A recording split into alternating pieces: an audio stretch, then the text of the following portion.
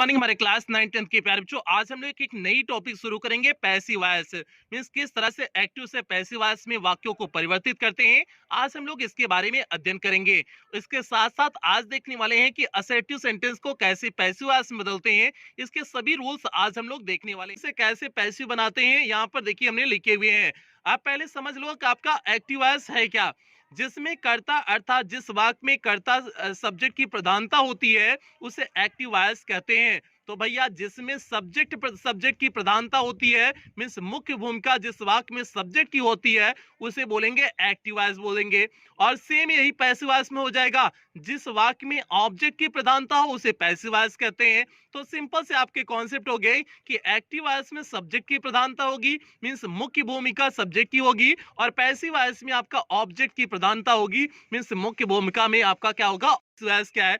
अब जैसे एक एग्जांपल हमने लिखे हुए हैं, पूजा राइट्स ए लेटर। पूजा क्या करती है, एक पत्र लिखती है। तो भैया पूजा राइट्स ए लेटर, पूजा एक पत्र लिखती है। तो अब इसे एक्टिव वॉइस में लिखते हैं। तो एक्टिव वॉइस में देखो पूजा एक्टिव है कि भैया पूजा एक पत्र लिख रही है, तो पूजा क्या है, पूजा एक्टिव है। इसमें पूजा मीन सब्जेक्ट है, पूजा मीन सब्जेक्ट है और सब्जेक्ट क्या है, एक्टिव है, फुर्तीला है। तो सिंपल से समझो, जिसमें सब्जेक्ट फुर्तीला होगा एक्टिव होगा तो एक्टिव वॉइस, जिसमें जो है सब्जेक्ट पैसिव में चला जाएगा। पैसिव मीन्स होता है सुस्त होता है, तो सब्जेक्ट इसमें सुस्त हो जाता है तो ऑब्जेक्ट की प्रधानता हो जाती है, तो ये आपका पैसिव वॉइस हो जाएगा। अब Pooja writes a letter, Pooja means इसमें एक्टिव है मीन्स पूजा मीन्स सब्जेक्ट की प्रधानता है, तो आपका एक्टिव वॉइस हो गया। यहाँ पर देखिए लिखे हुए असर्टिव सेंटेंस को पैसिव वॉइस में बदलना। तो आप प्यारे बच्चे इसके परिवर्तन के देखिए हमने लिखे हुए निम्न नियम है।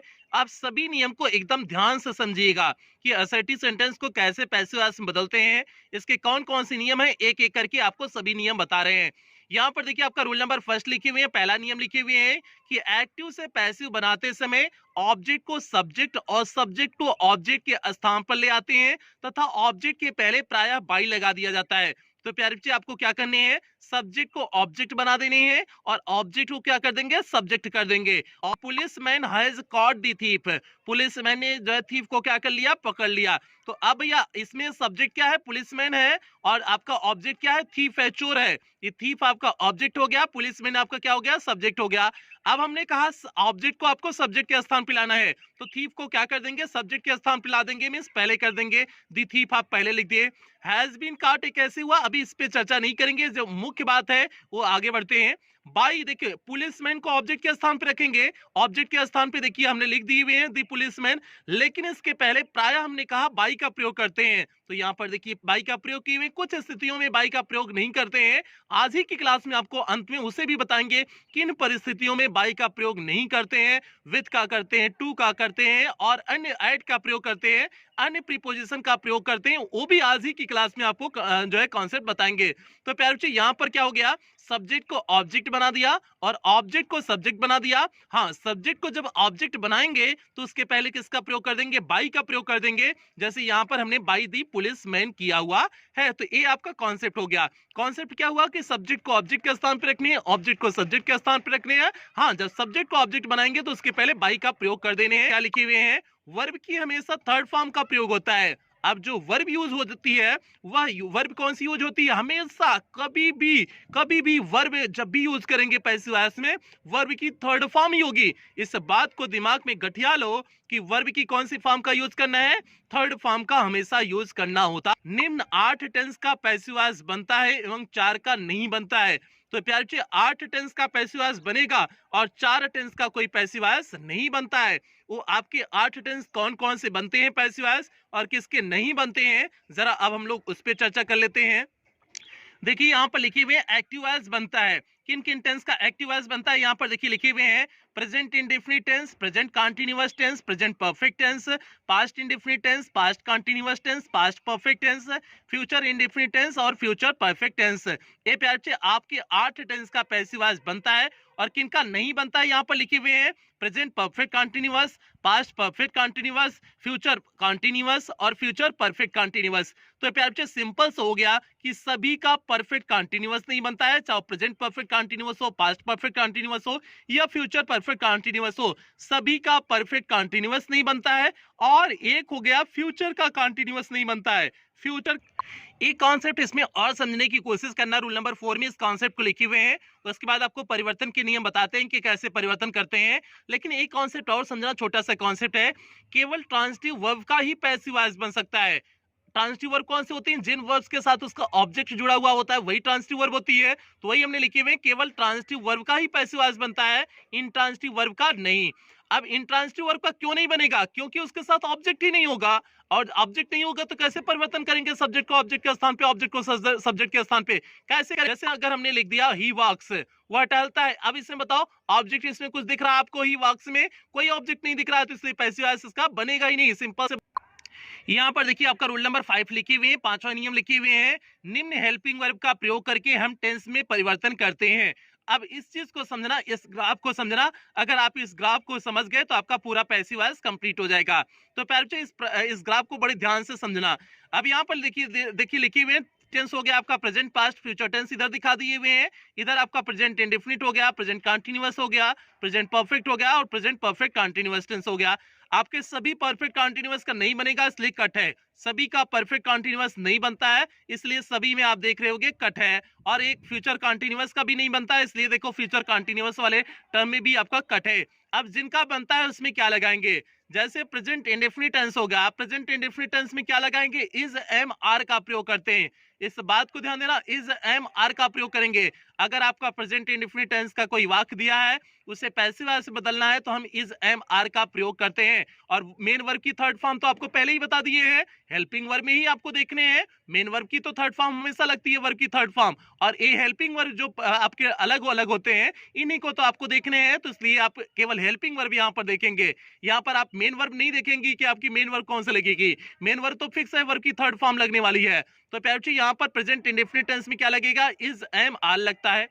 एक्टिव वॉइस का ही किल्स अ स्नेक, वह एक सांप मारता है। तो प्यारे हमने क्या लिखी हुई? ही किल्स अ स्नेक लिखे हुए हैं। अब किल्स लगा हुआ है, यस लगा हुआ है, किस टेंस में है? प्रेजेंट इंडेफिनिट टेंस में है। और प्रेजेंट इंडेफिनिट टेंस में क्या हो जाएगा? इसको चेंज करेंगे तो इज एम आर यहाँ पर हेल्पिंग वर्ब हो जाएगी।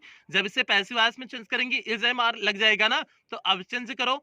अब ऑब्जेक्ट आपका इसमें क्या है? स्नेक है, तो स्नेक को हम पहले ला देंगे, क्योंकि हमने बताया सब्जेक्ट को ऑब्जेक्ट बना देते हैं और ऑब्जेक्ट को सब्जेक्ट बना देते हैं। तो आपका क्या हो जाएगा? यहाँ पर स्नेक पहले आ गया। ये जो आपका ऑब्जेक्ट स्नेक दिया हुआ है, इसे पहले ला करके हम क्या कर देंगे? सब्जेक्ट बना देंगे। तो आपका स्नेक क्या हो गया? सब्जेक्ट बन गया। उसके बाद स्नेक के अकॉर्डिंग हम क्या लगाएंगे? इज एम आर लगाएंगे। तो स्नेक आपका क्या है? सिंगुलर है, तो सिंगुलर के साथ भैया इज लगाएंगे ना। तो स्नेक के साथ क्या लग गया? इज लग गया। तो स्नेक इज हो गया। और मेन वर्ब किल आपकी थी, किल का हमने बताया हमेशा वर्ब की थर्ड फॉर्म का प्रयोग करेंगे। तो आपका किल का थर्ड फॉर्म क्या हो जाएगा? किल्ड हो जाएगा। तो क्या हो गया? स्नेक इज किल्ड हो गया। और उसके बाद जो आपका दिया हुआ होता है, सब्जेक्ट दिया हुआ होता है, उसे ऑब्जेक्ट बना देते हैं। और ऑब्जेक्ट बनाएंगे उसके पहले बाई लगा देते हैं। तो ही का ऑब्जेक्टिव केस जो होता है आपका, ही को जब ऑब्जेक्ट बनाएंगे तो वो क्या हो जाता है? हिम हो जाता है। हमने आपको समझाए थे, कहां पर समझाए थे? जब नरेशन पढ़ा रहे थे तो हमने सब्जेक्टिव केस, सब्जेक्टिव के यहाँ पर देखिए लिखे हुए हैं प्रोनाउन में परिवर्तन। सब्जेक्टिव केस में अगर ए प्रोनाउन दिया हुआ है तो इसे ऑब्जेक्टिव केस में कैसे परिवर्तन करते हैं, परिवर्तन के बाद क्या लिखते हैं? देखिए यहाँ पर हमने पूरा लिखे हुए हैं। सब्जेक्टिव केस में जैसे फर्स्ट पर्सन में आपका आई और के हुए हैं। सब्जेक्टिव केस में जैसे फर्स्ट पर्सन में आपका आई और वी होता है, आई का ऑब्जेक्टिव केस मी होता है, वी का ऑब्जेक्टिव केस क्या होता है? अस होता है। आई का ऑब्जेक्टिव केस मी, वी का ऑब्जेक्टिव केस क्या होता है? अस होता है। और आपका सेकंड पर्सन आपका यू हो गया, यू का ऑब्जेक्टिव केस यू ही होता है। और आप चलते हैं थर्ड पर्सन में, थर्ड पर्सन आपका ही, सी, इट, दे होता है। तो ही का ऑब्जेक्टिव केस हिम हो गया, सी का ऑब्जेक्टिव केस हर हो गया, इट का ऑब्जेक्टिव केस इट हो गया, दे का ऑब्जेक्टिव केस क्या हो गया? देम हो गया। तो यहाँ पर देखिए लिखी हुई है कुछ विशेष परिवर्तन या नियम। मीन्स कुछ विशेष आपके परिवर्तन या नियम पे अब हम लोग चर्चा करते हैं। 6-7 नियम है, तो जल्दी से 6-7 नियम पे चर्चा कर लेते हैं। तो प्यार जी, ये आपको ज्यादा परेशान इसमें होने की जरूरत नहीं है, सारे नियम आप समझ जाओगे, बस ध्यान से सुनना, बहुत जल्दी जल्दी से चलेंगे, कोई दिक्कत नहीं है। जैसे आपका हो गया सरप्राइज्ड हो गया, एस्टोनिश्ड हो गया, डिसअपॉइंटेड हो गया, डिस्ट्रेस्ड हो गया, डिस्प्लीज्ड हो गया, अलार्म्ड हो गया, के पश्चात पैसिव वॉइस में ऐड का प्रयोग करते हैं। तो प्यारे बच्चे जो आप बाई लगाते थे इनके साथ किसका प्रयोग करोगे, एट का प्रयोग करोगे। ये जहां पर ध्यान से समझिए, हिज रूड बिहेवियर, उसका रूड बिहेवियर डिस्प्लीज्ड दी टीचर, टीचर को क्या कर दिया, डिस्प्लीज कर दिया, मींस नापसंद कर दिया, मींस अप्रसन्न कर दिया। तो प्यारे बच्चों टीचर्स क्या हो जाएगा, आपका ऑब्जेक्ट है तो इसे सब्जेक्ट बना देंगे, तो क्या हो जाएगा, दी टीचर्स पहले आ जाएगा, दी टीचर्स। उसके बाद डिस्प्लीज्ड आपका वर्ब की सेकंड फॉर्म यूज किया गया है, मींस पास्ट इंडेफिनिट टेंस है, तो आपका यहाँ पर वर्ब हो जाएगा, क्योंकि वाज वर्ब का प्रयोग करेंगे तो दी टीचर्स वर्ब हो गया। डिस्प्लीज्ड आपका वर्ब की थर्ड फॉर्म लगाएंगे ही, तो वर्ब की थर्ड फॉर्म डिस्प्लीज्ड ही हो जाएगा। एट, अब यहाँ पर जो बाई लगाते थे सब्जेक्ट को लिखने के लिए, जो बाई लगाते थे, अब यहाँ पर क्या लगाने हैं, एट के प्रयोग करने हैं, क्योंकि डिस्प्लीज यहाँ पर वर्ड यूज हुआ है, तो क्या हो जाएगा, एट हिज रूड बिहेवियर हो जाएगा। सिंपल सा एग्जांपल लिखे हुए हैं, योर इंटेलिजेंस सरप्राइज्ड मी, आपकी बुद्धिमत्ता ने मुझे क्या कर दिया, आश्चर्यचकित कर दिया। तो मी आपका ऑब्जेक्टिव केस में है, तो इसे सब्जेक्टिव केस में कर देंगे, तो आई हो जाएगा, आई हो गया। Surprise means past indefinite tense है, तो वर्ब की second form past indefinite tense है, तो आई के साथ वाज हो जाएगा। आई वाज सरप्राइज्ड, वर्ब की थर्ड फॉर्म भी सरप्राइज्ड ही होता है, तो आई वाज सरप्राइज्ड। अब यहाँ पर सरप्राइज के साथ क्या लगानी है, एट लगानी है, तो क्या हो जाएगा, सरप्राइज एट हो जाएगा। योर इंटेलिजेंस आपका सब्जेक्ट था, योर इंटेलिजेंस आपकी बुद्धिमत्ता आपका सब्जेक्ट था, तो एट योर इंटेलिजेंस कर देंगे, तो क्या हो गया, आई was surprised at your intelligence. ये आपका सिंपल से कॉन्सेप्ट हो गया आपका, आई was surprised at your intelligence. से अपनी तरफ बढ़ते हैं, देखते हैं आपका दूसरा नियम क्या है। यहाँ रूल नंबर 2 देखिए लिखे हुए हैं, नोन तथा ऑब्लाइज्ड क्रियाओं के पश्चात पैसिव वॉइस में टू आता है। तो प्यारे बच्चे ये दो वर्ब आपको याद रखनी है, नोन और ऑब्लाइज्ड। नोन और ऑब्लाइज्ड क्रियाओं के पश्चात आपको पैसिव वॉइस में टू लगाने हैं। यहाँ पर भी आपको बाई के प्रयोग नहीं करने हैं। जैसे सोनी नोज गांधी जी, सोनी गांधी जी को जानती है। अब प्यारे बच्चे नोज मींस किस टेंस में है, यहाँ पर पास्ट प्रेजेंट इंडेफिनिट टेंस में है, तो प्रेजेंट इंडेफिनिट टेंस में हेल्पिंग वर्ब इज एमआर लगती है, तो गांधी जी आपका ऑब्जेक्ट था, तो सब्जेक्ट बन जाएगा, गांधी जी हो जाएगा, और उसके बाद गांधी जी के अकॉर्डिंग इज हो जाएगा, तो गांधी जी इज हो गया, और वर्ब की थर्ड फॉर्म नो की थर्ड फॉर्म नोन होता है, तो गांधी जी इज नोन हो गया।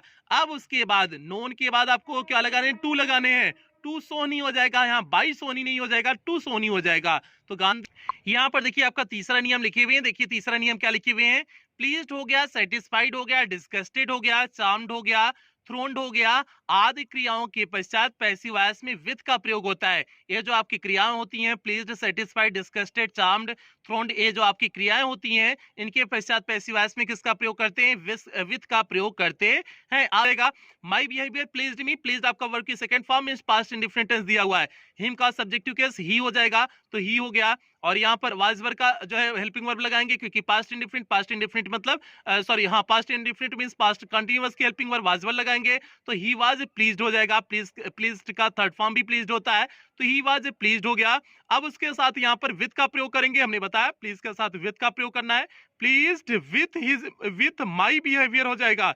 सिंपल देखते हैं आपका चौथा नियम क्या है। चौथा नियम देखिए यहाँ पर लिखे हुए हैं, कंटेंट तथा इंटरेस्टेड के पश्चात पैसिव वॉइस में इनका प्रयोग होता है। तो हमने कुछ वर्डिंग लिखी हुई है, कंटेंट और इंटरेस्टेड, कंटेंट और इंटरेस्टेड के पश्चात पैसिव वॉइस में आपको क्या लगाने, इनका प्रयोग करने हैं। जैसे हमने लिख दिए, this case interest the lawyers, आप सिंपल से लिखे हुए हैं, this case interest the lawyers. अब इंटरेस्ट शब्द का प्रयोग किए हुए हैं ना, तो इंटरेस्ट शब्द का प्रयोग किए, तो मींस जाहिर सी बात है आपको किसके प्रयोग करने हैं, आपको इनका प्रयोग करना है इनके साथ। अब दिलायर्स आपका सब्जेक्ट बन जाएगा, दिलायर्स आपका सब्जेक्ट हो जाएगा, ऑब्जेक्ट है तो सब्जेक्ट बन जाएगा, पैसिव वॉइस में दिलायर्स हो गया। इसके बाद प्रेजेंट इंडेफिनिट टेंस ऊपर है, तो ये आपका कंटीन्यूअस की हेल्पिंग वर्ब आर लग जाएगा। अब उसके साथ इंटरेस्ट का थर्ड फॉर्म लिख देंगे, इंटरेस्टेड हो जाएगा। उसके बाद इन दिस केस हो जाएगा, इंटरेस्ट इन लगा रहे हैं ना, तो इंटरेस्ट इन हो गया, दिस केस आपका सब्जेक्ट था तो सब्जेक्ट लिख दिए, दिस केस लिख दिए, तो क्या हो गया, the lawyers are interested in this case हो गया। सिंपल आपका तीसरा नियम प्यारे बच्चे थोड़ा सा हट करके है, वैसे नहीं है कि आपको कुछ निश्चित प्रीपोजिशन के प्रयोग करने, ऐसा कुछ नहीं है। अब इसमें ध्यान से बस समझिए क्या लिखे हुए हैं, कभी कभी पैसिव वॉइस में कार्य करने वाला डूअर का प्रयोग नहीं होता है, क्योंकि वह महत्वपूर्ण नहीं होता है। प्यारे बच्चे कभी कभी पैसिव वॉइस का प्रयोग में जो डूअर सब्जेक्ट होता है उसका प्रयोग नहीं करते हैं, क्योंकि वह महत्वपूर्ण नहीं होता है। जैसे someone has stolen my pen, किसी ने मेरी पेन को क्या कर लिया, चुरा लिया। अब समवन तो उतना महत्वपूर्ण नहीं है, क्लियर तो है नहीं कि कौन चुराया हुआ है, तो इसलिए समवन उतना महत्वपूर्ण नहीं है। है तो आप सब्जेक्ट के स्थान पे उसे नहीं लिखेंगे। जैसे अब इसे कैसे चेंज कर देंगे, माई पेन आपका पहले स्थान पहले आ जाएगा, सब्जेक्ट बन जाएगा, ऑब्जेक्ट है तो माई पेन हो गया। उसके बाद हैज है, हैज किस टेंस है, प्रेजेंट परफेक्ट टेंस में है तो यहाँ पर हेल्पिंग वर्ब क्या लग जाएगी, हैज बीन हो जाएगा, तो माई पेन हैज बीन हो गया।